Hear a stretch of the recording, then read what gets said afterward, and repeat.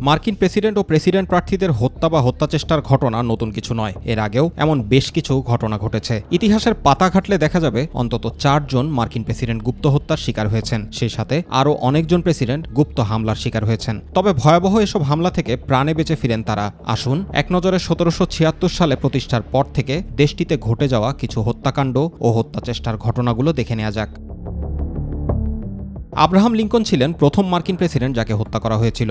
1865 সালের 14 April Washington ডিসির ফোর্ডস থিয়েটারে আওয়ার আমেরিকান কাজিন নাটকে অংশ নেওয়ার সময় জন উইলকস বোথ নামে এক ব্যক্তি তাকে গুলি করেন। মাথার পেছনে গুলিবিদ্ধ হওয়ার পর লিঙ্কনকে চিকিৎসার জন্য থিয়েটার থেকে সঙ্গে সঙ্গে স্থানীয় একটি বাড়িতে নিয়ে যাওয়া হয়। পরদিন সকালেই তিনি মারা যান। গারফিল্ড হলেন হত্যাকাণ্ডের শিকার হওয়া দ্বিতীয় মার্কিন প্রেসিডেন্ট। কার্যভার নেওয়ার 6 মাসের মাথায় তিনি হত্যাকাণ্ডের শিকার হন। জানা গেছে 1881 সালের 2রা জুলাই ওয়াশিংটন থেকে নিউ ইংল্যান্ডে যাওয়ার জন্য ট্রেন স্টেশনে দাঁড়িয়েছিলেন তিনি। সে সময় চার্লস গুইটো নামক এক আততায়ী তাকে গুলি করেন। কয়েক সপ্তাহ হোয়াইট হাউসে চিকিৎসা নেওয়ার পর সেপ্টেম্বরে নিউ জার্সিতে নিয়ে গেলে গারফিল্ড মারা যান।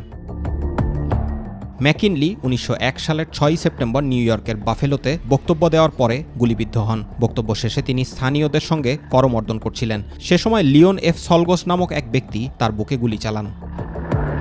কেনেডিকে 1963 সালের 22 নভেম্বর স্থানীয় সময় দুপুর 12:30টার দিকে ডালাস শহরে গুলি করে হত্যা করা হয়েছিল। সে সময় তিনি মোটর শোভাযাত্রা করতে করতে দর্শকদের ভিড়ের পাশ দিয়ে যাচ্ছিলেন। এর মধ্যেই কেনেডির ঘাড় ও মাথার পেছনে গুলি করা হয় ও পরে তাকে হাসপাতালে নিয়ে যাওয়া হলে তিনি মৃত্যুবরণ করেন।